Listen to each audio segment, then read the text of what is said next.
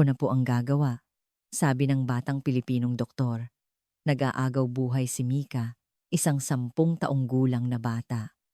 Dilaw na dilaw ang buong katawan niya dahil sa matinding paninilaw ng balat.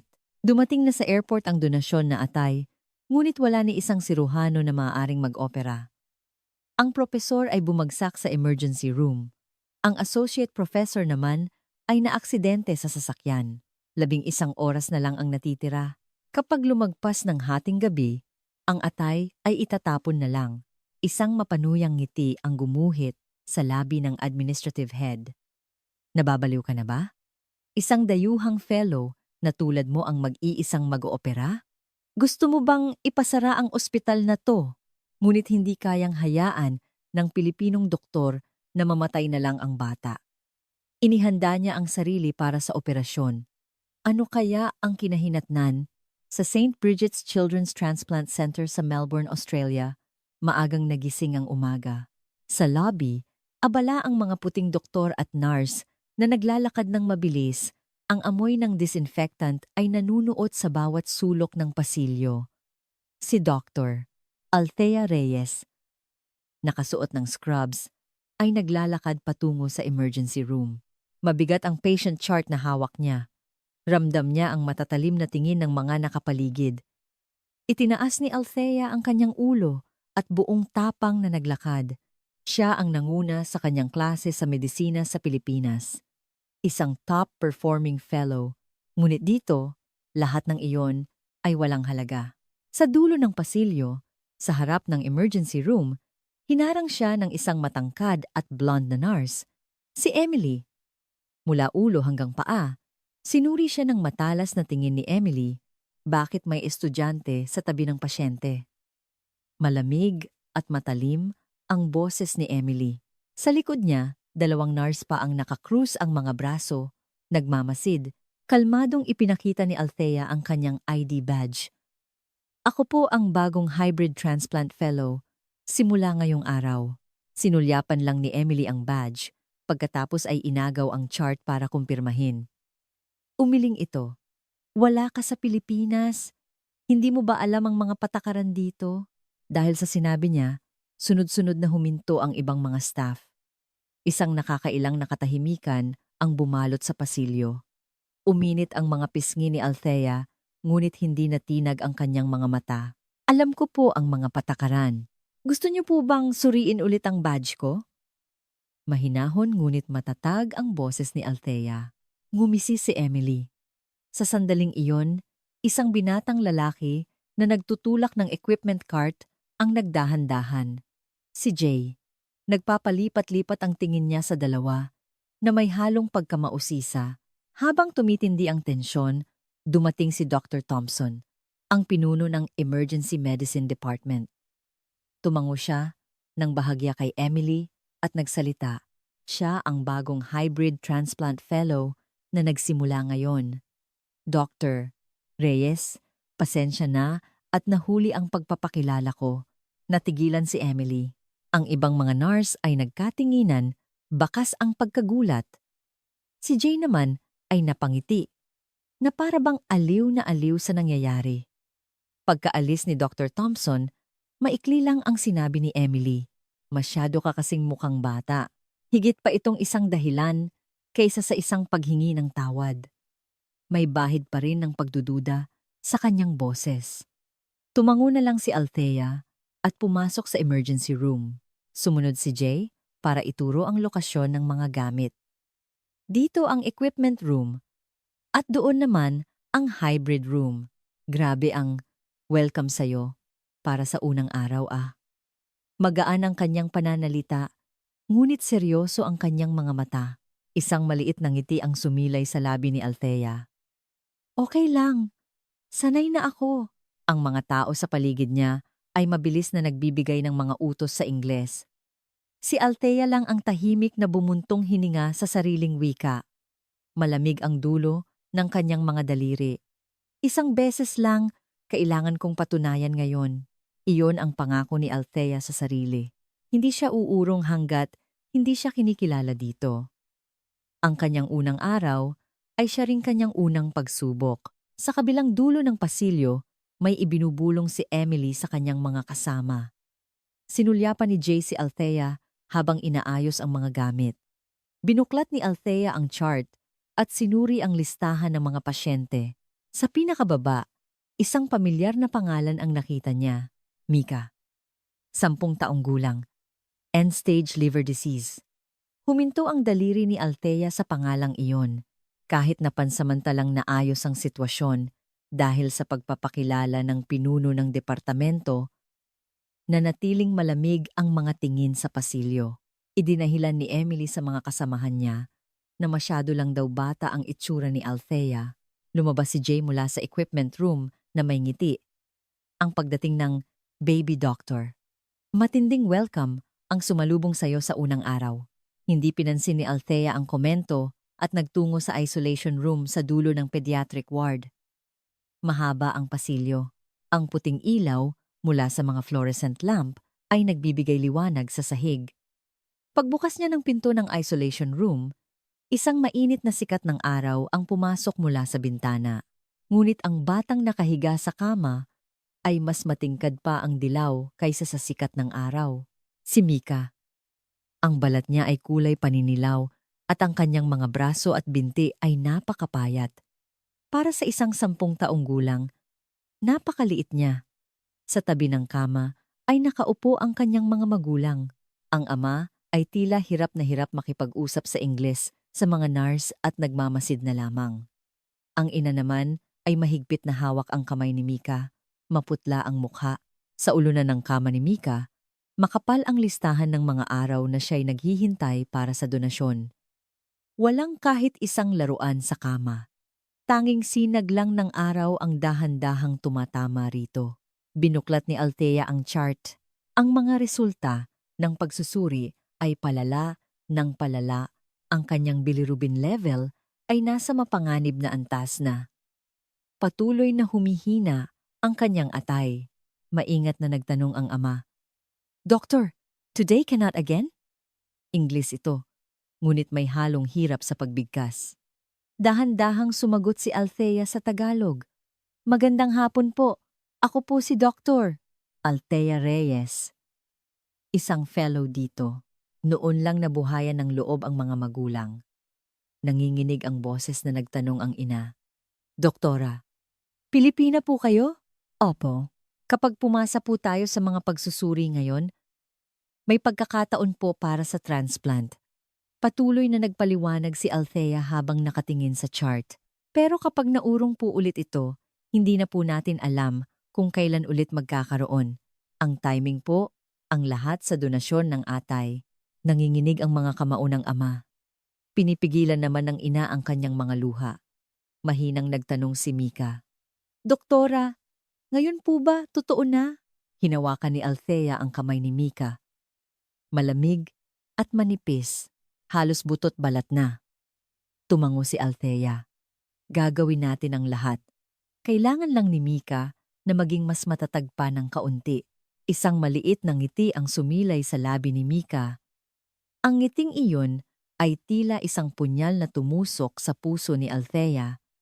Narinig ang mga yabag ng mga nurse sa pasilyo. Dumaan si Emily at saglit na huminto sa pinto ng isolation room. Ngunit hindi ito tumingin sa loob at nagpatuloy lang sa paglalakad. Dumating si Jay na tulak-tulak ang equipment cart. Sinabi niya kay Althea. 3 beses na daw na-delay ang bata na yan. May problema daw sa administration. Muling tiningnan ni Althea ang chart. Komplikado ang pagkakasulat ng insurance code. Overseas resident, public insurance unconfirmed. Requires further review. Kailangan maoperahan ang batang ito ngayon para mabuhay. Sabi ni Althea sa sarili. Kung papalampasin niya ang pagkakataong ito, mapupunta si Mika sa dulo ng waiting list at walang nakakaalam kung gaano pa siya katagal maghihintay. Tumingin ang mga magulang kay Althea. Ang kanilang mga mata ay puno ng desperasyon. Dahan-dahang nagsalita si Althea. "Dito po, madalas na mas nauuna ang mga patakaran kaysa sa buhay. Pero hindi po ako naniniwala na tama yon." Yumuko ang ama. Mahinang nagsalita ang ina. "Salamat po.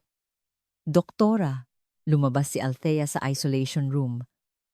Ang pasilyo ay nanatiling malamig at maputi. Ngunit sa puso ni Althea, isang determinasyon ang nag-aalab. Mas mahalaga ang buhay kaysa sa mga patakaran. Ito ang dahilan kung bakit siya narito. At ito ang lahat ng kailangan niyang patunayan ngayon. Dala ang chart ni Mika. Nagtungo si Althea sa administration office.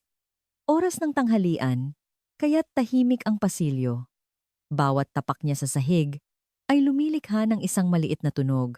Pagbukas niya ng pinto ng opisina, si Mr.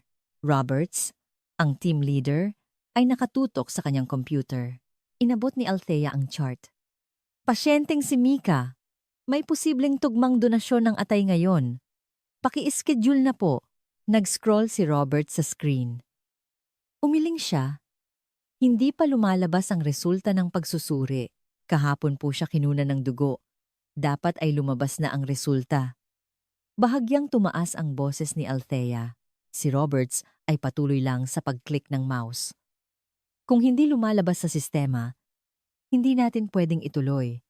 Patakaran yan. Patakaran? Habang lumalala ang kondisyon ng bata, tumingin si Roberts kay Althea. Naging malamig ang kanyang mga mata. Dr. Reyes, wala ka sa isang ospital sa Pilipinas. Mayroon kaming sariling pamamaraan dito. Kinagat ni Althea ang kanyang labi. Ibinalik ni Roberts ang kanyang tingin sa screen. Tapos na ang usapan. Paglabas sa pasilyo, muling binuklat ni Althea ang chart. Hindi ito ang unang beses na naantala ang operasyon ni Mika. Sa nakalipas na buwan, 3 beses na itong naurong.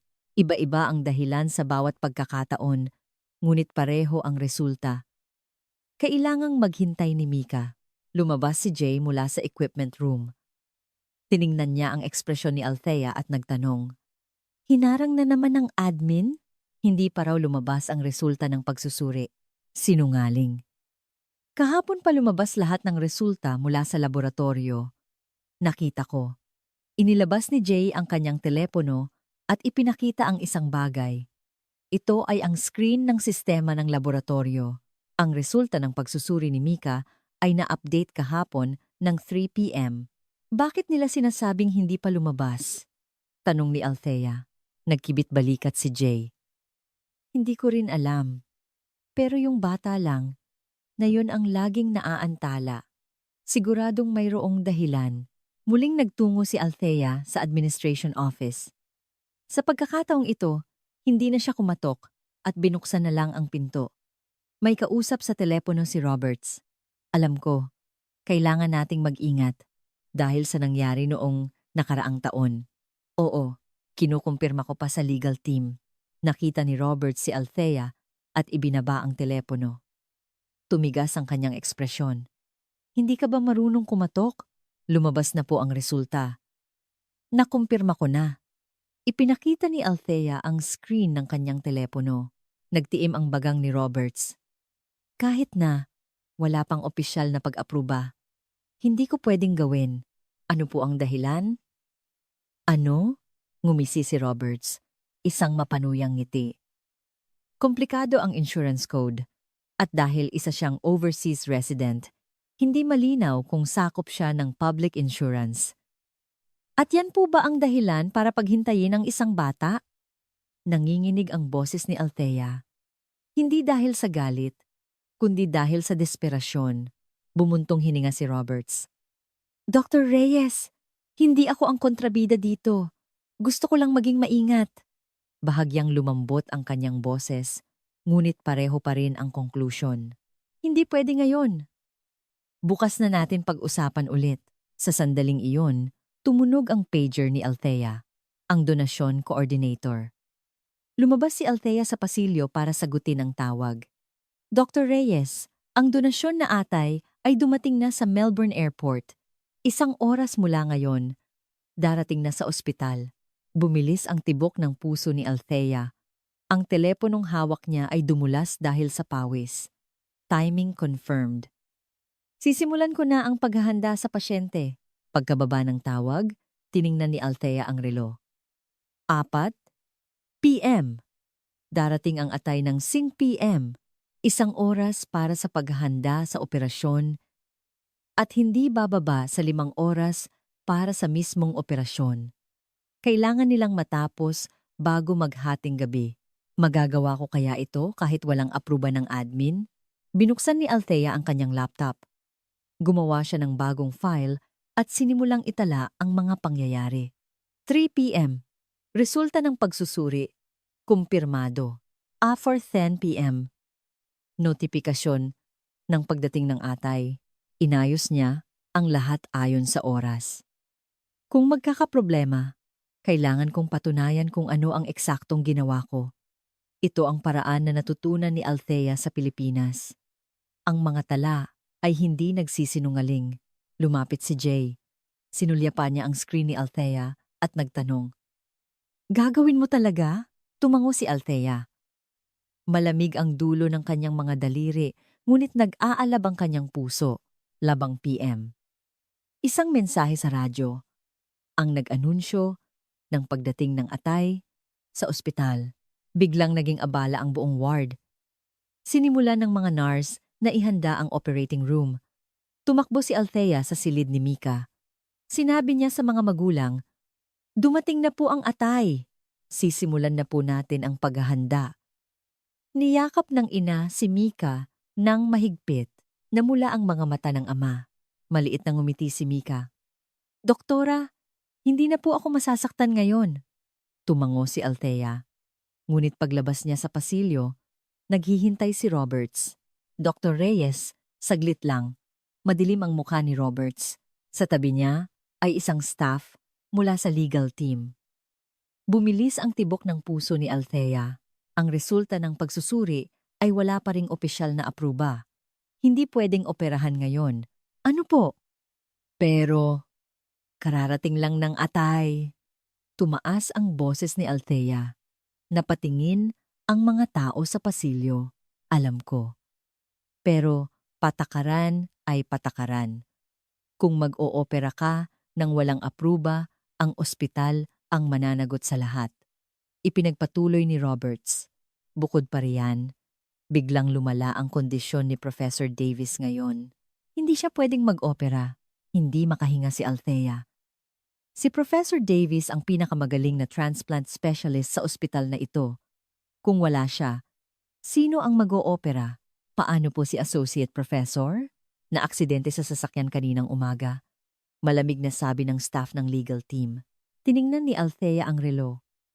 11:10 p.m. Ang donasyon na atay ay may limitasyon na 12 oras lamang, kahit na nasa cold storage. Dumating si Jay na tulak-tulak ang equipment cart. Nahulaan niya ang sitwasyon at bumulong. Mukhang hindi maganda ang araw na to. Naisip ni Althea. Kung ganito, hindi magagamit ang atay ngayon. At si Mika ay kailangang maghintay ulit. Sa dulo ng pasilyo, pinapanood ni Emily ang eksena. Bahagyang nanginginig ang kanyang mga kamao. Lumapit si Jay at may tinanong. Ngunit umiling lang si Emily. Sinabi ni Althea kay Roberts, "Gagawa po ako ng bagong schedule para sa operasyon. Hahanap po ako ng ibang paraan." "Anong paraan pa?" "Wala tayong siruhano?" Matalim na sabi ni Roberts. Ngunit hindi sumuko si Althea. "Bigyan niyo po ako ng 1 oras." Binuksan ni Althea ang kanyang laptop at gumawa ng bagong listahan para sa surgical team. Anesthesia team, nursing team, equipment team, lahat ay inayos niya. Tanging ang espasyo para sa pangalan ng siruhano ang blanko, huminto ang kanyang mga daliri sa ibabaw ng keyboard. Kaya ko ba? Sa Pilipinas, nagsanay si Althea sa hepatobiliary and pancreatic surgery sa loob ng 2 taon. Nakapag-obserba na rin siya ng pediatric transplant. Ngunit dito, isa lang siyang fellow. Wala siyang karapatang mag-isang mag-opera. Tinapos ni Althea ang schedule at ipinadala sa administration office. 3 minuto ang lumipas. Tumawag si Roberts. "Hindi ko yan pipirmahan. Blanko ang pangalan ng siruhano. Ako po ang gagawa," sabi ni Althea. Sa kabilang linya, narinig ni Althea ang pagtawa ni Roberts. "Isa ka lang fellow. Nasa temporary visa ka at walang karapatang mag-isang mag-opera. Kapag inimbestigahan tayo ng APRA, ipapasara nila ang ospital na to. Kung ganoon, itatapon na lang po ba natin ang atay? Iyon ay! Bahagyang nag-alinlangan ang boses ni Roberts. Alam din niya, kung itatapon nila ang atay na ito, walang nakakaalam kung kailan ulit magkakaroon ng pagkakataon si Mika. Pasensya na. Hindi pwede ngayon. Naputol ang tawag. Natigilan si Althea sa pasilyo. Ang ilaw sa harap ng operating room ay patay. Mula sa silid ni Mika, narinig niya ang paghikbi ng ina. Lumapit si Jay. Mahina siyang nagsalita. Ihahanda ko na ang mga gamit. Baka sakali, tiningnan ni Althea si Jay. Seryoso ang kanyang mga mata. Si Emily ay nakasandal sa pader, nakapikit. Kinakagat niya ang kanyang labi. Tinanong ni Althea ang sarili. Bakit natatakot ang ospital na ito na mabuhay ang batang ito? Hindi lang ito simpleng isyu ng patakaran. May mas malalim na dahilan. Ramdam iyon ni Althea. Ang relo ay tumutukoy sa 6 p.m. 1 oras na ang nakalipas mula nang dumating ang atay. 11 oras na lang ang natitira. Pagkalipas ng hating gabi, hindi na magagamit ang atay. Muling binuklat ni Althea ang chart ni Mika at nagpasya siya. Timing ang lahat at ito na ang tamang oras. 7 p.m. Naging magulo ang lugar sa harap ng surgical area. Hinarangan ng administrative at legal teams ang pasilyo. Si Roberts ay nakatayo na nakakrus ang mga braso. Ang staff ng legal team ay may hawak na mga dokumento. Nakasuot na si Althea ng surgical gown. Ngunit ang pinto ng operating room ay nakalock. Dr. Reyes, huling beses ko nang sasabihin to. Matigas na sabi ni Roberts. Nasa temporary visa ka. Isa ka lang fellow. Kung mag-iisa kang mag-oopera, malalagay sa panganib ang buong ospital dahil sa ASPRA. Mahigpit na hawak ni Althea ang chart. Namuti ang dulo ng kanyang mga daliri. Wala naman pong lisensyadong siruhano ngayon, hindi ba? Hindi makakarating si Professor Davis at ang Associate Professor. Kaya nga hindi natin pwedeng gawin. Sigaw ni Roberts. Napaurong ang mga tao sa pasilyo. Sa dulo, pinapanood ng mga magulang ni Mika ang eksena. Lumapit ang ama. Nanginginig ang boses na nagtanong, Doktora, hindi na po ba matutuloy ang operasyon? Hindi makasagot si Althea. Sumunod ang ina. Ang mga mata ay namumula at magana. Isang residente lang ang mag-oopera sa anak namin? Nanginginig ang boses ng ina. Hindi malaman kung galit o takot. Hindi po. Ako po ay sinimulan ni Althea. Ngunit sumingit ang staff ng legal team. Imposible kung walang opisyal na siruhano. Sino ang mananagot? Kung may mangyaring masama, kalmadong sumagot si Althea. Kung hindi natin gagawin ngayong gabi, hindi na magagamit ang atay na ito. At hindi natin alam kung kailan ulit magkakaroon ng pagkakataon. Dahil sa sinabi niya, tumahimik ang pasilyo. Pinapanood ni Emily ang eksena mula sa malayo. Maputla ang kanyang mukha. Hinawakan ng ina ang kamay ni Althea. Nanginginig ito. Doktora, kaya mo bang panagutan? Sa tanong na iyon ay may halong galit, takot at pagsuko. Tiningnan ni Althea ang mga mata ng ina. Ako po ang mananagot. Mahinahon ngunit matatag ang boses ni Althea. Ayokong mawala ang pagkakataon dahil lang sa pagdating ko. Kailangang maoperahan si Mika ngayon para mabuhay. 2 batang nurse sa pasilyo ang napasinghap. Si Jay ay nakatayo sa pinto ng equipment room, nakatingin kay Althea. Bumuntong hininga si Roberts. Kapag nagkaproblema, hindi na mare-renew ang visa mo. Kailangan mong bumalik sa Pilipinas. Alam ko po, sagot ni Althea.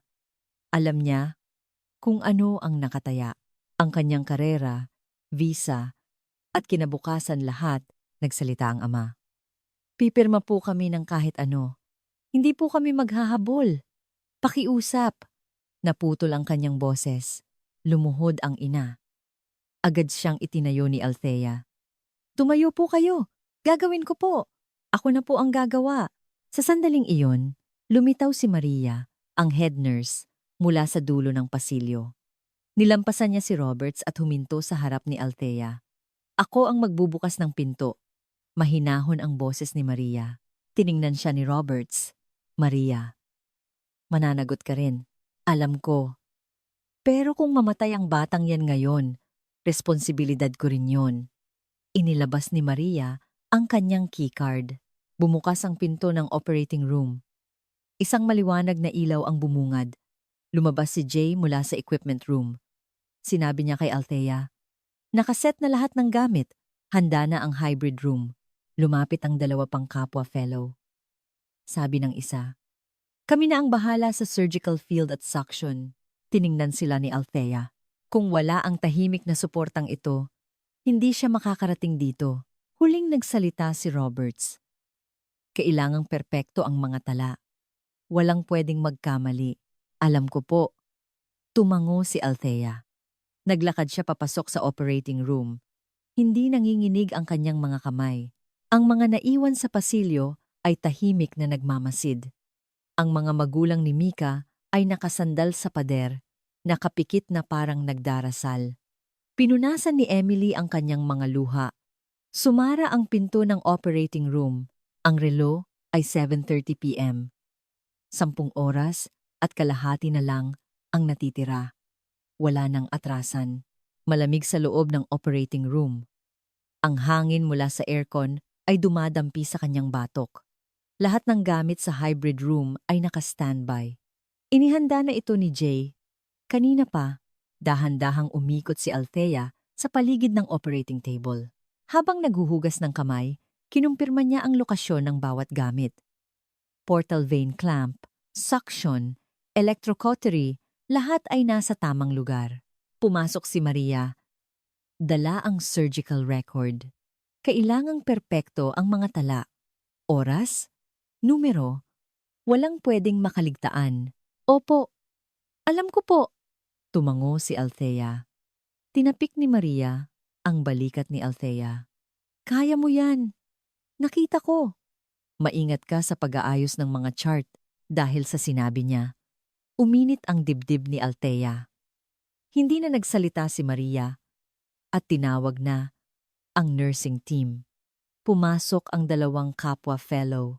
Ang isa ay kausap ang anesthesia team, habang ang isa naman ay sinusuri ang mga surgical instrument. Ako na sa pag-expose ng field. Ako na sa suction. Maiikling salita, ngunit mabigat, nakatayari ng kanilang mga karera. Sumilip si Jay mula sa monitor room. Lahat ng vital signs monitor, konektado na. Naka-on na rin ang hybrid imaging system. Nag-thumbs up siya kay Althea. Ngumiti si Althea. Sa pasilyo, may kausap sa telepono si Roberts. Tila ang legal team ang kausap niya. Tense ang kanyang boses. Oo, itinatala namin lahat. Gumagana rin ang CCTV kung sakaling magkaproblema. Naputol ang kanyang salita. Hindi na narinig ni Althea. Pumasok si Mika sa operating room, nakahiga ang maliit niyang katawan sa kama. Sa tabi niya, naghahanda ang anesthesiologist. Mika. Hinawakan ni Althea ang kamay ni Mika. Malamig at manipis pa rin. Gagawin lahat ni Doktora. Pagkagising mo, hindi ka na masasaktan, tumango si Mika. Sinimulan na ang anesthesia. Dahan-dahang pumikit ang mga mata ni Mika. Mula sa pasilyo, pinapanood ng kanyang mga magulang sa likod ng salamin. Magkadikit ang mga palad ng ina. Nagdarasal. Si Emily ay nakatayo sa dulo ng pasilyo. Nakasandal ang noo sa salamin. Nakapikit siya. Dumaan si Jay sa tabi niya at inalok ng kape. Hindi ito tinanggap ni Emily at umiling lang. Pagbalik sa loob ng operating room, isinuot ni Althea ang kanyang guwantes. Tinulungan siya ni Maria na isuot ang gown. Ang mga kapwa fellow ay tumayo sa magkabilang gilid niya. Handa ka na? Tanong ni Maria. Huminga ng malalim si Althea. Malamig ang dulo ng kanyang mga daliri, ngunit hindi nanginginig. Handa na po. Binasa ng anesthesiologist ang mga numero. Blood pressure stable, heart rate normal, oxygen saturation 100%. Sinabi ni Jay sa radyo, darating ang atay sa loob ng 10 minuto. Paparating na ang refrigerated truck sa parking lot. Ang relo ay 1 p.m. Nilinis ni Althea ang tiyan ni Mika. Kumalat ang iodine solution sa balat, kulay kayumanggi. Simulan na ang paghiwa. Umalingaw-ngaw ang boses ni Althea sa operating room. Inexpose ng kapwa fellow ang surgical field. Inihanda ng isa pa ang suction. Gumuhit ang scalpel sa balat. Ang unang hiwa. Isang pulang linya ang lumitaw mula sa pasilyo. Pinapanood ni Roberts ang operating room. Hawak pa rin niya ang telepono. Nagsimula na sila. Bulong niya. Binuksan ng staff ng legal team ang laptop at sinimulang magtala. Sa loob ng operating room, may tahimik na tensyon. Ngunit kasabay nito, mayroon ding kakaibang pakiramdam ng pagkakaisa. Nagpasya ang mga taong ito na pagkatiwalaan si Althea. Pinili nila ang buhay ng bata kaysa sa mga patakaran, kaysa sa takot. Itinala ni Maria ang oras sa record. 8:05 p.m. Pagsisimula ng operasyon. Nag-focus si Althea. Inalala niya ang mga galaw ng kamay ng mga propesor na napanood niya sa Pilipinas. Ang lalim ng hiwa, ang anggulo ng dissection, ang lokasyon ng mga ugat, lahat ay nasa isip niya. Sagipin muna. Bago mag-alala, sabi niya sa sarili, sa sandaling ito, hindi siya isang fellow. Siya, ang tanging doktor ni Mika. 5 minuto matapos ang unang hiwa, sinimulan ni Althea ang dissection sa paligid ng atay. Dahan-dahang gumalaw ang scalpel sa mga tissue. At noon nangyari, biglang bumulwak ang dugo at pinuno ang surgical field. Pagdurugo! Sigaw ng isang fellow. Mabilis na gumalaw ang suction, ngunit patuloy ang pag-agos ng dugo. Bumilis ang tibok ng puso ni Althea. Nasira ang isang sanga ng portal vein. Clamp. Hindi nanginginig ang boses ni Althea. Inabot ni Maria ang clamp. Mabilis na gumalaw ang mga kamay ni Althea. Hinanap niya ang pinagmumulan ng pagdurugo at kinlamp ito. Lakasan pa ang suction. Tinaasan ng fellow ang pressure ng suction. Unti-unting luminaw ang field. Humingi si Althea ng suture, absorbable. Mabilis na inabo ni Maria. Tinahi ni Althea ang ugat. 1, 2, 3 tahi. Unti-unting huminto ang pagdurugo. Binasa ng anesthesiologist ang mga numero. Bumaba ang blood pressure. 90/50. Taasan ang IV fluids. Kailangang mapanatili ang pressure, utos ni Althea. Binilisan ng anesthesiologist ang patak ng IV. Sinabi ni Jay sa radyo. Darating ang atay sa loob ng 5 minuto.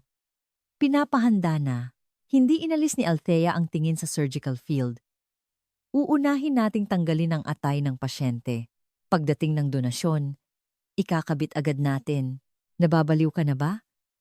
Hindi pa dumarating ang atay pero hinihiwa mo na? Tanong ng kapwa fellow. May halong kaba sa kanyang boses. Wala na tayong oras pagdating ng atay. Kung hindi handa ang pasyente, hindi natin maikakabit. Matigas ang sabi ni Althea. Hindi na nagsalita ang fellow mula sa pasilyo. Pinapanood ni Roberts sa likod ng salamin. Maputla ang kanyang mukha. Patuloy sa pagtatala ang staff ng legal team. Huminto ang pagdurugo. Luminaw ang field. Tinanggal ni Althea ang mga ligament sa paligid ng atay. Na-expose niya ang portal vein. Simulan na ang portal vein dissection. Tumpak ang mga galaw ng kamay ni Althea. Ginaya niya ang mga kilos ng mga propesor sa Pilipinas. Tinulungan siya ng isang fellow na i-expose ang field. Ang isa naman ay patuloy sa suction, sabi ni Maria. Magaling. Ituloy mo lang. Ang maikling salitang iyon ay nagbigay ng lakas kay Althea. Sa pasilyo, nakadikit ang mga palad ng mga magulang ni Mika sa salamin. Namumutla na ang labi ng ina. Inakbayan siya ng ama. Nakatayo si Emily sa dulo ng pasilyo. Pinapanood ang eksena. Tumulo ang luha sa kanyang mga mata. Lumapit si Jay. Okay lang yan. Hindi sumagot si Emily. Umiling lang. Isang mensahe sa radyo ang pumasok sa operating room. Dumating na ang atay sa ospital. Nasa elevator na. Boses ni Jay. Sinulyapan ni Althea ang relo. 1:02, 20 p.m. 15 minuto na ang nakalipas mula nang magsimula ang paghiwa. Tapos na ang portal vein dissection. Simulan na ang hepatic artery exposure. Patuloy na gumalaw ang mga kamay ni Althea. Namuo ang pawis sa kanyang noo. Pinunasan ito ni Maria ng gasa. Blood pressure, stable. 100/60, sabi ng anesthesiologist. Nakahinga ng maluwag si Althea. Tahimik na nagsalita ang isang fellow. Ang galing ng pagkontrol mo. Sa pagdurugo, hindi ko nakita yon. Paano mo nahanap? Sinuwerte lang, maikling sagot ni Althea. Ngunit hindi ito swerte. Ang daan-daang operasyon na napanood niya sa loob ng 2 taon sa Pilipinas ay nakatatak na sa kanyang mga kamay. Bumukas ang pinto ng operating room. Isang refrigerated case ang ipinasok. Ang donasyon na atay. Nakabalot sa yelo, ang maliit na atay ay nasa loob ng isang transparent na bag. Dumating na ang donasyon! Sigaw ni Jay. Bahagyang nabawasan ang tensyon sa pasilyo.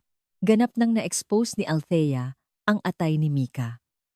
Ang portal vein, hepatic artery, at bile duct lahat ng ugat ay handa na. Simulan na ang pagtanggal ng atay ng pasyente. Umalingaw-ngaw ang boses ni Althea sa operating room. Ito na ang tunay na simula. Tatanggalin ang may sakit na atay ni Mika at ilalagay ang bago. Itinala ni Maria ang oras sa record. 1:25 p.m.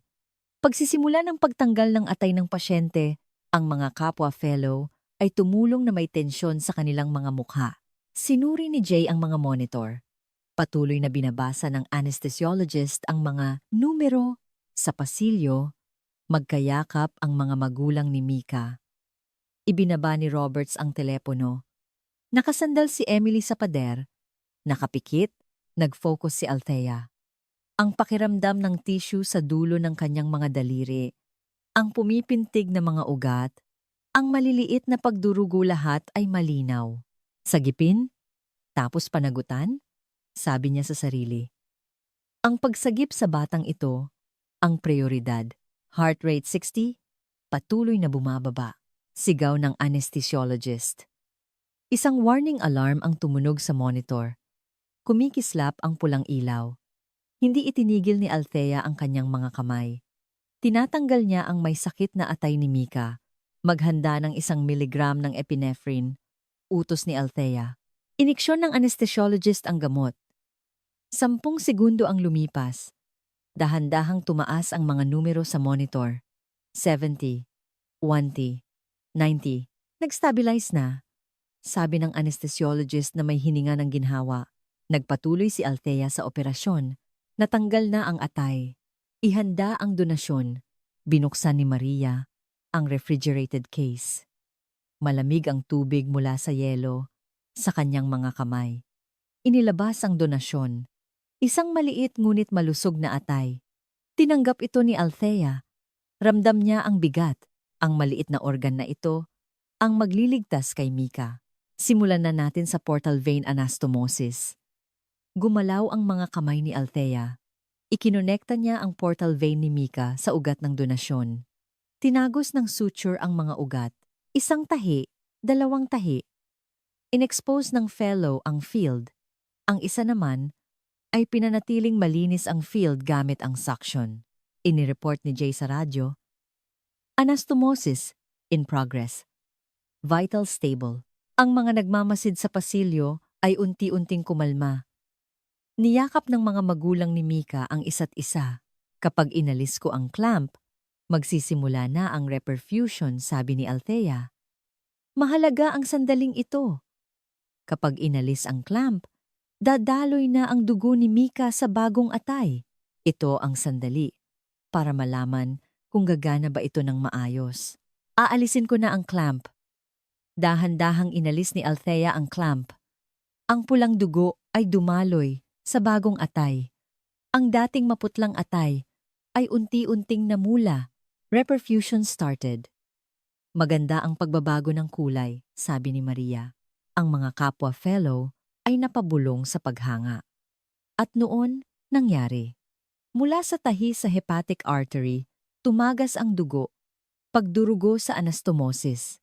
Sigaw ng isang fellow, kalmadong tinanggal ni Althea ang dugo gamit ang suction. Sinuri niya ang tahi. May isang maluwag na tahi.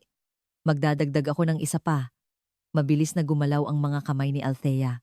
Pinatibay niya ang maluwag na bahagi gamit ang bagong suture. Huminto ang pagdurugo. Magaling! Ituloy mo. Tahimik na pag-iinganyo ni Maria. Tinapos ni Althea ang hepatic artery anastomosis. Sunod niyang sinimulan ang pagkonekta ng bile duct. Ang relo ay lampas na ng 10 p.m. 2 oras na ang nakalipas mula nang magsimula ang operasyon. Sa pasilyo, may kausap sa telepono si Roberts. Opo. Sa ngayon, maayos naman. Ginagawa na ang anastomosis. Nanginginig ang kanyang boses. Patuloy sa pagtatala ang staff ng legal team. Lumabas si Emily mula sa nurses station. Tumayo siya sa harap ng salamin ng operating room. Nakita niya ang bagong atay ni Mika na gumagana. Tumulo ang kanyang mga luha. Tumayo si Jay sa tabi niya. Maayos ang lahat. Magaling talaga si Dr. Reyes. Tumango si Emily. Tahimik lang niyang pinunasan ang kanyang mga luha. Sa loob ng operating room, ginagawa ni Althea ang huling hakbang. Ang bile duct anastomosis. Ito ang pinakadelikadong bahagi. IMS point 0, non-absorbable. Inabot ni Maria. Bahagyang nanginginig ang dulo ng mga daliri ni Althea. Ramdam na niya ang pagod, ngunit hindi siya pwedeng huminto. I-expose pa, inayos ng kapwa fellow ang retractor. Malinaw na nakita ang bile duct, isa-isang tumpak na tinahi ni Althea. Tapos na ang bile duct anastomosis, sabi ni Althea. Nakahinga ng maluwag ang mga kapwa fellow. Ngayon, susubukan natin kung may tagas sa bile duct. Nag-inject si Althea ng normal saline. Lumobo ang bile duct. Hinahanap nila kung may butas. Lahat ay huminga ng malalim at nagmasid. 10 segundo, 20 segundo, 30 segundo, walang tagas! Sigaw ni Maria. Isang palakpakan ang umalingaw-ngaw sa operating room. Tapos na lahat ng anastomosis. Simulan na ang paglilinis ng tiyan. Nilinis ni Althea ang loob ng tiyan. Muli niyang sinuri ang mga pinagduguan. Lahat ay stable, sabi ng anesthesiologist. Lahat ng vitals, normal. Blood pressure, 120, heart rate 90, sumigaw si Jay sa radyo. Tumawag ang public relations team. Ilalabas daw nila ang press release sa ilalim ng pangalan ng pediatric team. Hindi inalis ni Althea ang tingin sa kanyang ginagawa at nagsalita pagkatapos nating iligtas ang bata. Saka natin pag-usapan yan. Nagtawanan ng lahat. Bahagyang nabawasan ng tensyon. Sa pasilyo, magkayakap na umiiyak ang mga magulang ni Mika, mga luha ng kagalakan. Lumuhod ang ama at nagdasal. Sinimulan ni Althea na isara ang tiyan. Bawat layer ay tinahi niya. Hanggang sa huling tahi sa balat. Nanginginig ang mga kamay ni Althea, ngunit tumpak. Ang relo ay 7 p.m., 3 oras at 25 minuto mula nang magsimula. Tapos na ang operasyon. Umalingaw-ngaw ang boses ni Althea sa operating room. Nagpalakpakan ang lahat. Inilipat si Mika sa ICU. Matagumpay ang operasyon, ngunit ngayon pa lang magsisimula ang tunay na pagsubok. Kailangang magising ni Mika. Tumayo si Althea sa tabi ng kama sa ICU. Pinanood niya ang mga monitor. Dysplasher, 50, heart rate, blood pressure, oxygen saturation, lahat ng numero ay stable. Pumasok si Maria. Sinuri niya ang chart at nagsalita. Magaling. Napakagaling. Ngumiti si Althea, ngunit hindi pa rin nawala ang kanyang kaba. Ang susunod na 24 na oras ang pinakamahalaga. Isang oras ang lumipas, 12:60 a.m. Biglang tumunog ang warning alarm sa monitor. Bumababa ang blood pressure. 90/50. Sigaw ng nurse. Tumakbo si Althea kay Mika. Namumutla ang kulay ng kanyang balat. Posibleng may pagdurugo. Dalhin niyo ang ultrasound. Itinulak ni Jay ang gamit. Inilagay ni Althea ang probe sa tiyan ni Mika. Sa screen, nakita ang likido sa loob ng tiyan. Pagdurugo. Posibleng may tagas sa anastomosis. Kailangan ba nating tumawag ng ibang team? Tanong ng nurse. Tiningnan ni Maria si Althea. Saglit na nag-isip si Althea. Nanginginig ang kanyang mga kamay. Pagod na ang kanyang katawan. Mahigit 3 oras siyang nakatayo sa operasyon, ngunit hindi siya pwedeng sumuko. Hindi. Ako ang titingin. Matatag ang boses ni Althea. Nanginginig ang kanyang katawan, ngunit hindi ang kanyang salita. Ako ang nagsimula nito. Tatapusin ko ito. Sa sandaling iyon, biglang bumukas ang pinto ng ICU. Pumasok si Emily. Magang-maga ang kanyang mga mata. Basang-basa ng luha ang kanyang mukha. Dr. Reyes, nanginginig ang boses ni Emily. Tiningnan siya ni Althea. Ang batang yan. Pamangkin ko. Tumahimik ang pasilyo. Lahat ay napatingin kay Emily. Natigilan si Althea. Bakas ang gulat sa kanyang mukha. Anak siya ng ate ko. Kaya ganoon ang sinabi ko sa iyo kaninang umaga, umiiyak na sabi ni Emily. Tinakpan niya ang kanyang mukha. Dahil mukha kang bata, mukha kang walang karanasan. Natakot ako. Natakot ako na baka mapahamak si Mika.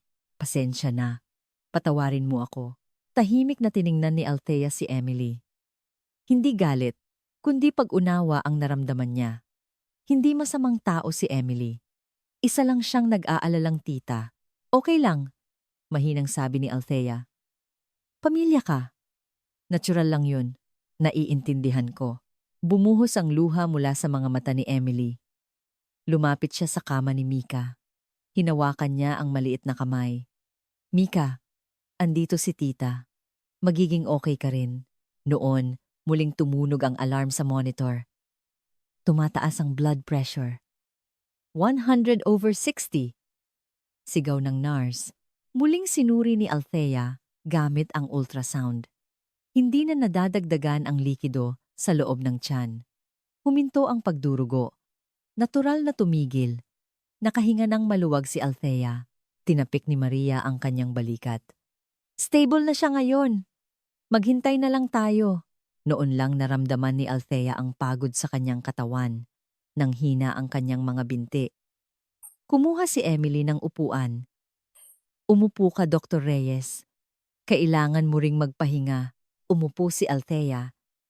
Tiningnan niya ang kanyang mga kamay. Ang dating nanginginig na mga kamay ay kalmado na ngayon. Mula sa labas ng ICU, may dalang 2 tasa ng kape si Jay. Inabot niya ito kay Althea at Emily. Good job! You too. Wala na siyang ibang sinabi. Ang tatlo ay tahimik na nagmasid kay Mika. 3 a.m. Tahimik ang ospital. Tanging ang mahinang ilaw mula sa mga fluorescent lamp ang nagbibigay liwanag sa pasilyo. Ang tibok ng puso ni Mika ay regular na kumikislap sa monitor. Sa labas ng ICU, sa waiting area, natutulog ang mga magulang ni Mika, magkasandal sa isa't isa. Isang mahabang araw ang patapos na. Mahinang nagsalita si Emily. Salamat! Maraming salamat. Umiling si Althea. Wala. Yon. Trabaho ko yon. Pinunasan ni Emily ang kanyang mga luha. Tumingin si Althea sa labas ng bintana.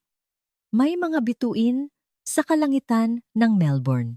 Ang katotohanang buhay siya ay sapat na para bigyang katwiran ng panganib ngayon, naisip ni Althea. Buhay, si Mika. Gumagana ang bagong atay. Iyon lang ay sapat na. Habang inaayos ang chart, nagsalita si Maria. Kung mananatiling ganito ang kondisyon niya hanggang bukas ng umaga, nalampasan na niya ang pinakamahirap na bahagi. Tumango si Althea. Ngunit hindi siya umalis.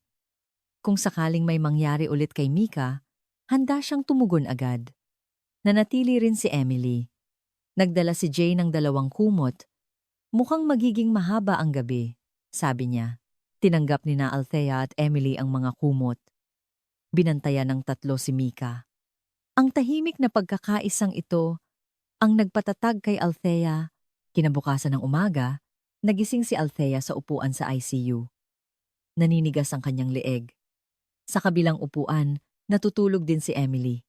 Stable si Mika. Lahat ng numero sa monitor ay normal. Mas maganda na rin ang kulay ng kanyang balat kumpara kahapon. Sinuri ni Althea ang kanyang telepono. Mahigit 20 mensahe ang natanggap niya mula sa group chat ng ospital. Binasa ni Althea ang mga mensahe. Nalamig ang kanyang mga kamay. Isang fellow daw ang nag-isang pumasok. Kahit dayuhan, walang exception. Kapag nag-imbestiga ang APRA, madadamay tayong lahat. Nagkakagulo na daw ang admin team. Patuloy ang pagdating ng mga mensahe na parabang si Althea ang nagdulot ng problema sa ospital. Pumasok si Jay sa ICU. Nakita niya ang ekspresyon ni Althea at naintindihan agad. Nabasa mo na ang group chat. Tumango si Althea. Nagkibit balikat si Jay. Huwag mong pansinin. Takot lang silang lahat. Ngunit alam ni Althea na simula pa lang ito. May usapan na rin tungkol sa pagpapatawag ng Ethics Committee. Pumasok si Maria. Sinuri niya ang chart at nagsalita. Maganda ang kondisyon ni Mika. Tumataas na ang liver function test niya. Ngumiti si Althea. 10 a.m. Dumating si Robert sa ICU. Matigas ang kanyang mukha. Dr. Reyes, sumama ka sa opisina ko. Ipinagbili ni Althea si Mika kay Emily at sumunod kay Roberts. Habang naglalakad sa pasilyo, nagbubulungan ang ibang mga staff. Matatalim ang mga tingin. Sa opisina ni Roberts, naghihintay ang staff ng legal team. Nakatambak ang mga dokumento sa mesa. Umupo ka, sabi ni Roberts. Umupo si Althea. Pinagpawisan ang kanyang likod. Ipinatawag na ang Ethics Committee. Sa susunod na Miyerkules, malamig na sabi ng staff ng legal team. Dahil sa pag-oopera mo ng mag-isa, paglabag yan sa patakaran. Kalmadong sumagot si Althea. Nakaligtas po ang pasyente. Matagumpay ang operasyon. Hindi yan ang issue. Tinaasan siya ng boses ni Roberts. Bumuntong hininga siya at nagpatuloy. Dahil sa'yo, nalagay sa panganib ang buong ospital. Kapag nag-audit ang ASPRA, iimbestigahan tayong lahat. Tahimik na nakinig si Althea. Nanginginig ang mga kamay ni Roberts. Hindi siya galit. Takot siya. Inayos ko na po lahat ng tala. Mahinang sabi ni Althea. Itinala ko ang lahat ayon sa oras. Bawat desisyon, bawat paghatol ko, lahat ay nakadokumento. Ibinigay ng staff ng legal team ang mga dokumento. Kahit na patakaran ay patakaran, hindi mo maiiwasan ang parusa. Tumango si Althea. Inaasahan na niya ito. Isa lang po ang hiling ko, sabi ni Althea. Pakilagay po ang pangalan ko sa record ng operasyong ito. Bilang siruhano, naging alanganin ang mukha ni Roberts. Iyon ay nakapaglabas na ng press release ang PR team sa ilalim ng pangalan ng pediatric team. Nagtiim ang mga kamao ni Althea, bumaon ang kanyang mga kuko sa kanyang palad nang hindi kasama ang pangalan ko. Oo, tumingin sa ibang direksyon si Roberts. Tumayo si Althea. Sige po, magkita na lang po tayo sa committee. Lumabas si Althea sa opisina, malamig pa rin ang pasilyo. Isang kapwa fellow ang dumaan at umiwas ng tingin. Nagtungo si Althea sa kanyang locker. Binuksan niya ang kanyang laptop. Muli niyang inayos ang tala ng operasyon kagabi. Oras? Hiwa, anastomosis. Pagkontrol sa pagdurugo lahat ay detalyado niyang isinulat. Kung hindi mailalagay ang pangalan ko sa opisyal na record, Kailangan kong iwan ang sarili kong tala. Sinesave ni Althea ang file. Gumawa rin siya ng 3 backup. Kumatok si Jay sa pinto. Pumasok siya at nagsalita. Nagbiro ako ng kaunti sa group chat. Ipinakita niya ang kanyang telepono. Isang mensahe na pinost ni Jay. Ang bayani ngayon ay galing Pilipinas. Hehe, ilang staff ang nagpadala ng heart emoji. Hindi marami, ngunit mayroon. Alam nilang lahat sa loob-loob nila. Natama ang ginawa mo, sabi ni Jay. Takot lang silang magsalita. Tiningnan ni Althea si Jay. Nagpapasalamat siya. Hapon, hinanap si Althea ng mga magulang ni Mika. Sa pasilyo, yumuko sila ng malalim. Doktora, maraming salamat po. Nagising na po si Mika. Hinahanap po kayo. Pumunta si Althea sa silid ni Mika. Nakangiti si Mika. Doktora, mahina ang boses ni Mika. Hinawakan ni Althea ang kamay niya. Masakit pa? Kaunti po. Pero okay lang. Ngumiti si Mika. Uminit ang mga mata ni Althea. Habang buhay ang batang ito, hindi kasinungalingan ang ginawa ko, sabi niya sa sarili. Kahit anong sabihin ng ethics committee, kahit anong sabihin ng ospital, buhay si Mika. Iyon lang ang katotohanan. Gabi na. Tumingin si Althea sa city lights ng Melbourne. May mga bituin. Kahit isang linya lang, iiwan ko ang pangalan ko. Hindi natitinag ang desisyon ni Althea. 2 araw, pagkatapos ng operasyon, 9 a.m., binabantayan ni Althea si Mika sa ICU. Mas stable na ang kanyang mga numero kumpara kahapon. Gumaganda na rin ang kanyang liver function at noon nangyari. Biglang kumunot ang noo ni Mika. Hinawakan niya ang kanyang tiyan. Masakit po. Nanginginig ang boses ni Mika. Agad na tumakbo si Althea.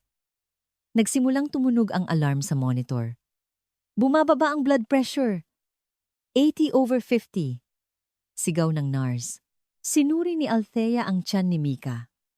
Namamaga ito. Ultrasound. Ngayon na. Itinulak ni Jay ang gamit. Inilagay ni Althea ang probe sa tiyan ni Mika. Sa screen, nakita ang maraming likido sa loob ng tiyan. May tagas sa bile duct. Nanginginig ang boses ni Althea. Kailangan ng isa pang operasyon, tumawag si Maria. Nagpatawag ng emergency surgical team. Ngunit 20 minuto ang lumipas, walang dumating. Tumakbo ang mga magulang ni Mika sa ICU. Sumigaw ang ina. Mika! Mika! Hinawakan ng ama si Althea. Doktora, ano po ito?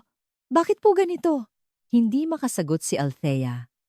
Natuyo ang kanyang labi at nanginginig ang kanyang mga kamay. Dumating si Roberts kasama ang legal team. Maputla ang kanyang mukha. Doktor, Reyes. Lumabas ka. Sa pasilyo, matigas na sinabi ni Roberts. Sa pagkakataong ito, hindi pwede. Ano po ang hindi pwede? Tumaas ang boses ni Althea. Ang pangalawang operasyon. Problema na nga ang una, kapag nagkaroon pa ng pangalawa, ipapasara na ang ospital. Sumingit ang staff ng legal team. Oras na lang ang hinihintay bago mag-imbestiga ang APRA. Hindi na tayo pwedeng gumawa pa ng problema. Hindi makahinga si Althea. Nanginginig ang kanyang mga kamay. Paano po si Mika? Paano po ang batang yon? Tatawag ako ng ibang team. Kahit matagalan. Wala na pong oras, sigaw ni Althea. Napalingon ang mga tao sa pasilyo. Ang bile duct leak ay laban sa oras. Kung hindi natin gagawin ngayon, magkakaroon siya ng sepsis. Umiling si Roberts. Pasensya na. Sa pagkakataong ito, hindi talaga pwede. Sa sandaling iyon, ang mga kapwa fellow ay nakatayo sa dulo ng pasilyo. Tiningnan sila ni Althea, isang tingin na humihingi ng tulong, ngunit umiwas sila ng tingin. Isa-isang nawala, lumabas si Maria. Bakas din sa kanyang mukha ang pag-aalangan. Pasensya na, Dr. Reyes. Sa pagkakataong ito, wala na akong magagawa. Pati si Maria ay tumalikod. Naiwan si Althea na mag-isa mula sa ICU. Patuloy na tumutunog ang alarm ni Mika. mabilis, at matalim. Ang iyak ng ina ay umaabot hanggang sa pasilyo. Tumayo si Althea sa harap ng pinto ng operating room. Nakalak ito. Idinikit niya ang kanyang kamay sa pinto. Malamig? Nagkamali ba ako? Sa unang pagkakataon, nagduda siya, nanginginig ang kanyang mga kamay. Nag-aalangan ang kanyang mga mata. Lumapit si Emily. Umiiyak siya. Dr. Reyes! Si Mika. Alam ko. Nagkalamat ang boses ni Althea. Pero ako rin. Sa pagkakataong ito, naputol ang kanyang salita. Hinawakan ni Emily ang kamay ni Althea. Paano mo gagawin mag-isa? Walang tutulong sa'yo ngayon. Tiningnan ni Althea ang kamay ni Emily. Mainit.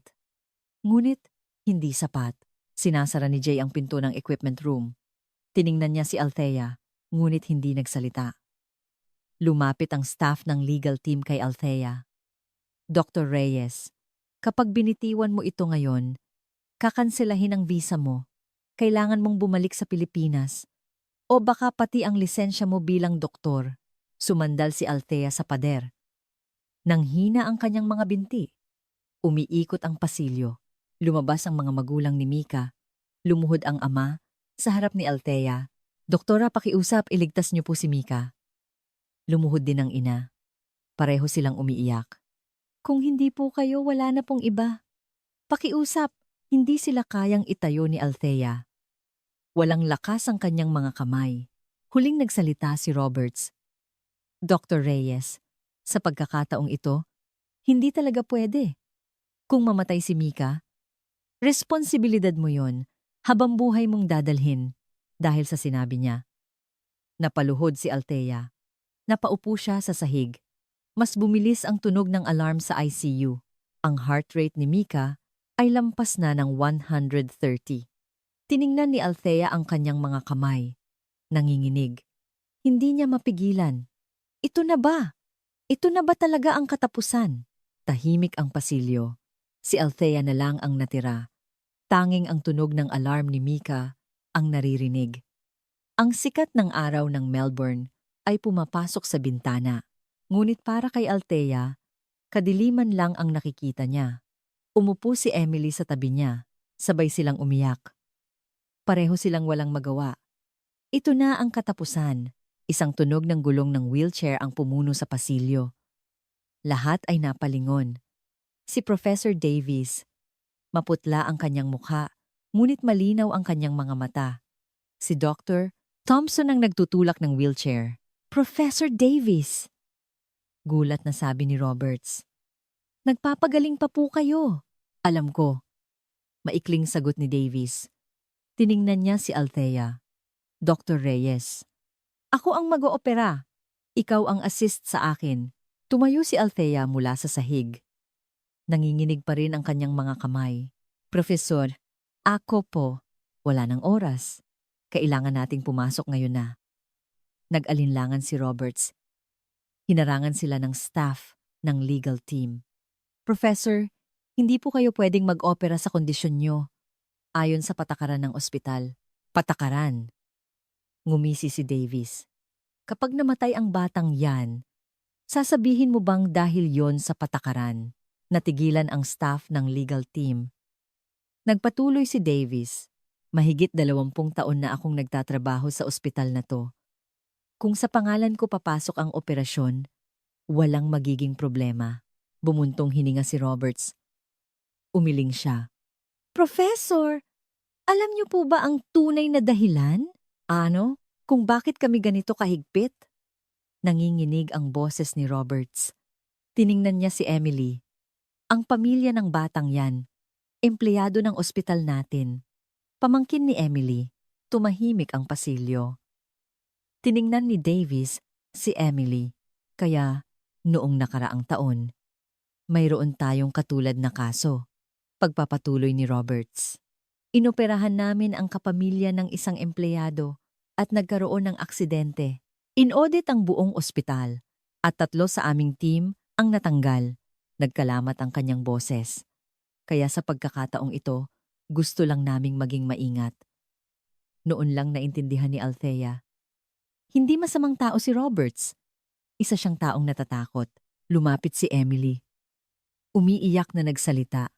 Ako po ang unang humarang kay Dr. Reyes. Natakot po ako na baka mamatay ang pamangkin ko. Kaya umasa ako na isang mas may karanasang doktor ang darating. Tiningnan niya si Althea. Pero iniligtas niyo po si Mika noong unang operasyon. Kaya ngayon, nagtitiwala na po ako sa inyo. Lumapit si Maria. Sinabi niya kay Professor Davis, Professor, noong oras na yon, wala pong ibang pagpipilian kung hindi si Dr. Reyes. Namatay na po si Mika ng gabing yon. Tumango si Dr. Thompson. Nakita ko rin. Ang CCTV record. Perpekto ang unang operasyon. Ang pagkontrol sa pagdurugo. Ang anastomosis. Isang kapwa fellow ang lumitaw sa dulo ng pasilyo. Maingat na nagsalita. Kami rin po. Nakita po naming lahat. Magaling po si Dr. Reyes. Isa-isang nagtipo ng mga tao. Lumabas si Jay mula sa equipment room. Ako rin ang magpapatunay. Noong gabing yon, stable lahat ng vitals. Tumpak ang bawat desisyon ni Dr. Reyes. Tiningnan ni Davis si Roberts. Narinig mo? Ang sinusubukan nilang harangan noon ay hindi si Dr. Reyes, kundi ang takot nila sa nakaraan. Yumuko si Roberts. Patawad po, sinabi ni Davis kay Althea. Ako na ang bahala sa unang operasyon, di ba? Tumango si Althea. Ngumiti si Davis. Magaling, huwag kang matakot. Sa pagkakataong ito, ako ang mangunguna. Nandito ako sa tabi mo. Mas bumilis ang tunog ng alarm ni Mika. Ikinuyom at binuksan ni Althea ang kanyang mga kamay. Huminto ang panginginig. Papasok na po kami. Tumayo si Davis mula sa wheelchair. Inalalayan siya ni Dr. Thompson. Bumukas ang pinto ng operating room. Isang maliwanag na ilaw ang bumungad. Muling tinipon ni Maria ang team. Pumasok ang mga kapwa fellow. Sinuri ni Jay ang mga gamit. Niyakap ni Emily ang mga magulang ni Mika. Nagkadikit ang mga palad ng ama. Salamat po. Maraming salamat. Isinuot ni Althea ang kanyang surgical gown. Tumayo si Davis sa tabi niya. Ipakita mo sa akin kung paano mo ginawa ang unang operasyon. Gawin mo lang ulit, tumango si Althea. Hindi nanginginig ang kanyang mga kamay. Sa pasilyo, sinabi ni Robert sa legal team, baguhin niyo ang record. Ilagay si Dr. Althea Reyes bilang lead surgeon sa unang operasyon. Binuksan ng staff ng legal team ang laptop. Ngayon pa lang, magsisimula ang tunay na laban. Natapos ang pangalawang operasyon sa loob ng 3 oras. Natagpuan at muling tinahi ang butas sa bile duct. Sa ilalim ng pagbabantay ni Professor Davis, si Althea ang nanguna, muling nag-stabilize si Mika. Nagpapagaling siya sa ICU. 1 linggo ang lumipas. Araw ng Ethics Committee. Tumayo si Althea sa pasilyo sa labas ng meeting room. Basa ng pawis ang mga dokumentong hawak niya. Inayos niya ang lahat ng tala. Lumapit si Maria. Handa ka na? Tumango si Althea. Tinapik ni Maria ang kanyang balikat. Sabay-sabay tayong papasok. Bumukas ang pinto ng meeting room. Sa isang mahabang mesa ay nakaupo ang 5 miyembro ng committee. Naroon din ang hospital director. Umupo si Althea. Bumibilis ang tibok ng kanyang puso. Binuklat ng chairman ang mga dokumento. Dr. Althea Reyes, noong Pibo ng nakaraang buwan, 1 p.m. Ikaw ang nagisang nag-opera sa pasyenteng si Mika para sa liver transplant. Tama ba? Hindi po. Sagot ni Althea. Itinaas ng mga miyembro ang kanilang ulo. Ang pangalawang operasyon po ay pinangunahan ni Professor Davis. At ang una po ay hindi ko rin ginawang mag-isa. Kasama ko po si Head Nurse Maria, 2 kapwa fellow, at si Jay, na tagapamahala ng equipment. Tinaas ng chairman ang kanyang kilay. Ngunit wala kang opisyal na apruba mula sa isang siruhano. Opo. Dahil sa oras na iyon, wala pong siruhano na maaaring magbigay ng apruba. Nanginginig ngunit matatag ang boses ni Althea. Dumating na po ang atay at hindi na makapaghintay ang pasyente. Kaya ginawa ko po, nagtanong ang isang miyembro. Sa sarili mong desisyon? Opo. At alam mo ang resulta, hindi ba? Paglabag ito sa patakaran. Noon, tumayo si Maria. Maari po ba akong magbigay ng testimonya? Tumango ang chairman. Nagsalita si Maria. Noong gabing iyon, wala pong ibang pagpipilian. Si Professor Davis ay nasa emergency room at ang associate professor ay hindi makarating. Hindi na po makapaghintay si Mika. Itinaas ng anesthesiologist ang kanyang kamay. Ako rin po, magpapatunay. Lumapit siya. Noon, wala nang ibang maaaring gumawa. Kung hindi ginawa ni Dr. Reyes, namatay na si Mika ng gabing iyon. Tumayo ang dalawang kapwa fellow. Nakita po naming lahat. Perpekto ang pagkontrol niya sa pagdurugo at tumpak ang anastomosis. Pumasok si Jay. Inilabas niya ang kanyang tablet. Nandito po ang lahat ng vital signs record. Stable po siya sa buong operasyon. Itinala ko po ang bawat desisyon ni Dr. Reyes. Tumayo si Dr. Thompson sa witness stand. Sinuri ko po ang CCTV footage. Ang unang operasyon, sa teknikal na aspeto, ay perpekto, patuloy ang pagdating ng mga testimonya. Isa-isang nadagdagan. Umiiyak na lumapit si Emily. Ako po ang unang humarang kay Dr. Reyes. Pamangkin ko po si Mika. Nanginginig ang kanyang boses. Natakot po ako. Kaya ko siya hinarangan. Pero ngayon, buhay po si Mika. Dahil po, kay Dr. Reyes, unti-unting lumambot ang ekspresyon ng mga miyembro. Tumayo si Roberts. Huminga siya ng malalim. Ako na po ang magpapaliwanag. Lahat ay napatingin kay Roberts. Dahan-dahan siyang nagsalita. Noong gabing iyon, ang sinusubukan naming harangan ay hindi si Dr. Reyes dahil empleyado namin ang pamilya ni Mika at nagkaroon kami ng katulad na kaso na inaudit noong nakaraang taon. Natakot po kami. Nagkalamat ang kanyang boses. Ang pagkakamali ay wala kay Dr. Reyes. Nasa sistema po namin. Dahil sa takot, kami po ang naglagay sa bata sa panganib. Tumahimik ang meeting room. Nagkatinginan ang mga miyembro. Noon, bumukas ang pinto. Pumasok si Professor Davis, may dalang tungkod. Pasensya na, nahuli ako. Tumayo siya sa harap ng committee. Sa pangalawang operasyon, ako po ang nanguna. Inassist lang ako ni Dr. Reyes. Tiningnan ni Davis si Althea. Ang unang operasyon ay ginawa niya. Noong wala ako. Pero magaling, napakagaling. Tiningnan niya ang chairman.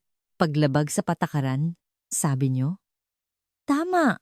Pero nakapagligtas siya ng buhay. Hindi ba't yun ang trabaho natin? Isinara ng chairman ang mga dokumento. Kinausap niya ng sandali ang ibang mga miyembro. Maaari po bang lumabas muna kayo? Mag-uusap lang kami. Lumabas ang lahat sa pasilyo. Sumandal si Althea sa pader. Tumayo si Maria sa tabi niya. Inabutan siya ni Jay ng tubig. 10 minuto ang lumipas. Bumukas ang pinto. Pumasok na po kayo. May ngiti sa mukha ng chairman. Muling umupo si Althea. Dr. Althea Reyes, sabi ng chairman. Nilabag niyo po ang patakaran. Ngunit dahil sa espesyal na sitwasyon at magandang resulta at sa malinaw na mga testimonya, huminto siya ng sandali. Napagdesisyonan namin na sa halip na parusa, bibigyan ka namin ng pagkilala para sa husay at tapang na ipinakita mo noong gabing iyon. Tumulo ang luha. Mula sa mga mata ni Althea, pumalakpak si Maria. Mula sa pasilyo, isang malakas na palakpakan ang umalingaw-ngaw. Ilang araw matapos ang ethics committee, pinatawag ni Professor Davis si Althea. Naglalakad na siya nang walang tungkod. Dr. Reyes, pumunta ka sa opisina ko. Sumunod si Althea kay Professor Davis. Ang kanyang opisina ay puno ng mga librong medikal. Umupo ka, sabi ni Davis. Umupo si Althea. Nabalitaan kong naging magulo noong wala ako, ngumiti si Davis. Tumango si Althea. Pero magaling ang ginawa mo. Kailangang iligtas ang batang yon. Inilabas niya ang isang dokumento. Ang surgical record. Nakita ko ang record ng unang operasyon. Ang pagkontrol sa pagdurugo, ang technique sa anastomosis, ang pamamahala sa oras lahat perpekto. Uminit ang mga mata ni Althea. Professor, hindi mo kailangang magpakumbaba. Ang magaling ay magaling. Tumayo si Davis. Tumingin siya sa labas ng bintana. Sa susunod na linggo, maglalabas ng opisyal na anunsyo ang hospital director. Ang pangalan mo, ang ilalagay bilang lead surgeon sa unang operasyon. Hindi makahinga si Althea. Yumuko siya. Salamat po. Humarap si Davis. Isusumite natin ang kasong ito sa isang international conference. Sa pangalan mo, hindi na napigilan ni Althea. Bumuhos ang kanyang mga luha. Hapon! Nagpatawag ng pangkalahatang pulong ang hospital director. Nagtipo ng mga medical staff sa auditorium. Tumayo ang director sa entablado. Tungkol po sa kaso ng liver transplant ng pasyenteng si Mika noong nakaraang buwan. Tumahimik ang lahat. Tumayo si Althea sa likod. Mahalaga po ang mga patakaran. Ngunit mas mahalaga ang buhay. Umalingaw-ngaw ang boses ng director sa auditorium. Sa ulat ng kasong ito, ilalagay natin si Dr. Reyes bilang lead. Nagpapasalamat kami sa husay at tapang na ipinakita niya noong gabing iyon. Isang malakas na palakpakan ang sumunod. Itinaas ni Althea ang kanyang ulo. Pagkatapos ng pulong, lumapit ang mga tao kay Althea.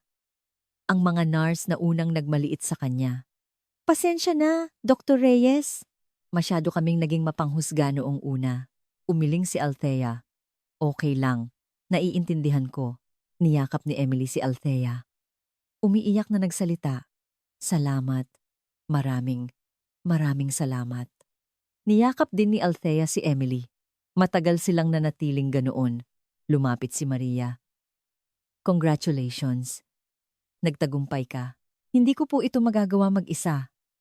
Dahil po sa inyong lahat. Sagot ni Althea. Ngumiti si Maria. Maganda ang pagpapakumbaba. Pero ang sayo ay sayo. Naghihintay si Robert sa pasilyo. Lumapit siya kay Althea. Dr. Reyes, maingat ang kanyang boses. Patawad. Taos puso. Tiningnan ni Althea ang mga mata ni Roberts. Sincere siya. Okay lang po. Naiintindihan ko rin po ang posisyon niyo. Inilahad ni Roberts ang kanyang kamay. Tinanggap ito ni Althea. Gabi. Binisita ni Althea ang silid ni Mika. Nakaupo si Mika sa kama. Nagdodrawing. Bumalik na sa normal ang kulay ng kanyang balat. Doktora! Masayang ngiti ni Mika. Umupo si Althea sa tabi niya. Anong ginuguhit mo? Kayo po. Ipinakita ni Mika ang drawing. Ang ganda. Hinaplos ni Althea ang buhok ni Mika. Nagtanong si Mika. Doktora? Okay na po ba ako? Oo. Okay ka na. Pumasok ang mga magulang ni Mika. Yumuko sila ng malalim. Doktora, sa susunod na linggo na po siya lalabas, sabi ng ama. Idinagdag ng ina, kapag umuwi na po kayo sa Pilipinas, tawagan niyo po kami. Tumango si Althea. Gabi, tiningnan ni Althea ang city lights ng Melbourne. May mga bituin. Tiningnan niya ang kanyang mga kamay. Ang dating nanginginig na mga kamay ay kalmado na. Medyo naging kakampi ko na ang lungsod na ito. Naisip ni Althea. Ang dating malamig na pasilyo ay mainit na ngayon. Kumatok si Jay. May celebration party. Pupunta ka, di ba? Ngumiti si Althea. Oo, pupunta ako. Habang naglalakad sa pasilyo, naisip ni Althea ang kanyang pangako noong unang araw. Isang beses lang, kailangan kong patunayan ngayon. Ang isang beses na iyon ang nagbago ng lahat. Sa bulletin board ng ospital, may bagong anunsyo. Kaso ng liver transplant ni Mika. Isusumite sa international conference. Lead surgeon, Dr. Althea Reyes. Napangiti si Althea habang binabasa ang anunsyo. Naiwan ang kanyang pangalan. Isang linya lang, ngunit malaki ang kahulugan. Kumusta ang kwento natin ngayon? Saan ka man naroroon sa sandaling ito, ibahagi mo ang iyong kwento sa mga komento. Mag-subscribe at i-like para unang makita ang mga pinakabagong video. Muli, taos-puso kaming nagpapasalamat sa inyong pagsama ngayon.